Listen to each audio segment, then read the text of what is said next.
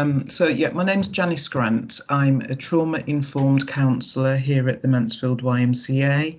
I wear two hats in respect of the work that I do. I work a couple of days a week with the residents here in the youth hostel, aged 16 to 25, and then several days with the multi-complex needs cohort in our transitional properties.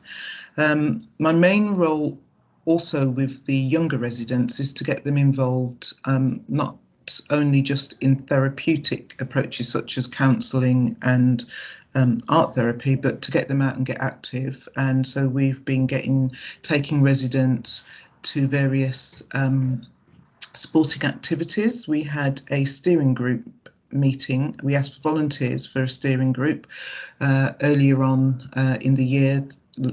I think that was around about August time.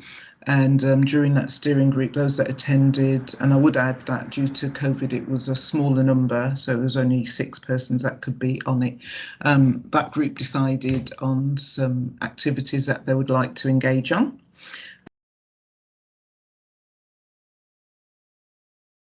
So we did 5 weeks of golf in Nottingham at the West Horton Golf Club.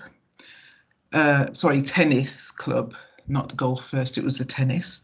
And then that was followed by 4 sessions of golf at the NG1 in Nottingham at their golf centre. The residents thoroughly enjoyed themselves, and it created, especially for, towards the end of the week, we did it on a Thursday, a good end of week feeling vibe.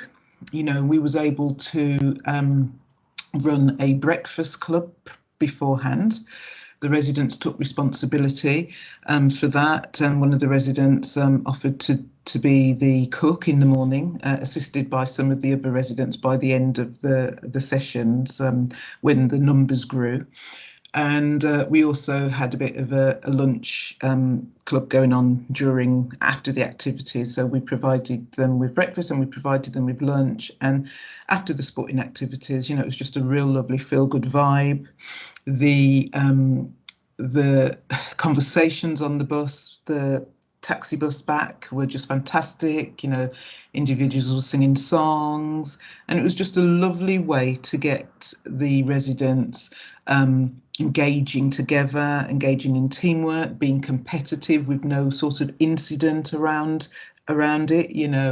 It really was a feel-good vibe that was created, that they needed following the first lockdown.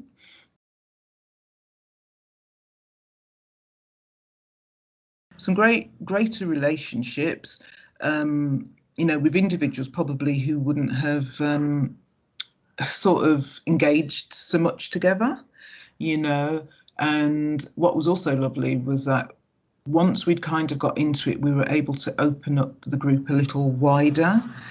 So instead of having 6, which dwindled down a little bit to 5, we then were able to get more bums on seats, with 8 individuals attending for the last 4 sessions, and that included more females.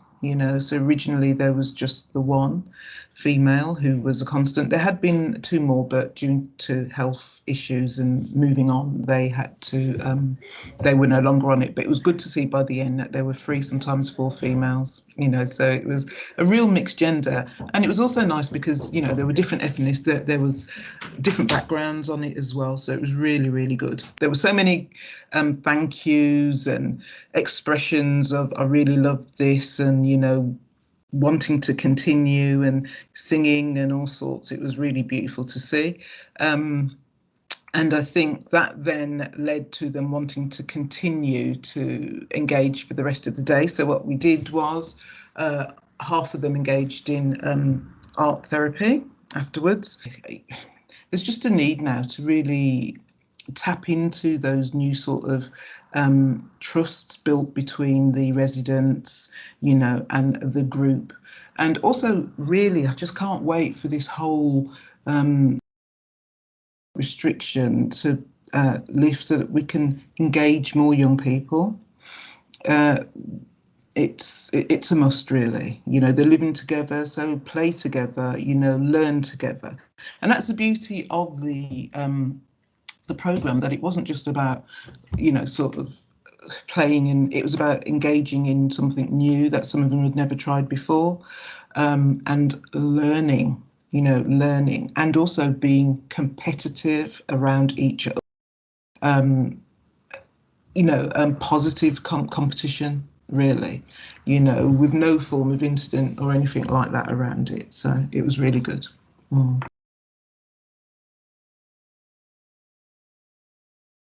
Well, it's massive, really, because, the impact on their physical health will affect their mental health. It's really about getting a balance in life. Sometimes, you know, that particular area of is dormant, the physical side of things. And as you can see, they're lying in bed sometimes till all hours of the morning into the late, well, into the afternoon. And I think that the connection that they were able to make with um, the physical side of it impacted their emotional well-being greatly. I think for young people to start singing, on a bus back from the physical activity was just fabulous. That told me that they were in a really happy place. There were some snores on the way there. They were still tired, but on the way back, it was, it was just great that the activities, the physical activity that they engaged in affected the brain in such a well-being way that they were unable to contain their own feelings, and they were more open, to be honest, to tell me what other things that they wanted to do. On the journey back, I was told, well, we need to do cookery courses because some people on this bus can't cook, and people put their hand up and say, yeah, I'm okay for that. And I count myself in that one. Lexus, she put her hand up and, she wants to engage us to have a spoken word activity, which we're going to try and get that up and running. So, and those things weren't coming out of them prior to, the physical activity. So it opened up a part of their brain, that caused them to want to have more good times as a group. The feel good factor just opened up other areas in the brain. And I think that was what the impact of the physical activity and the group session did for them,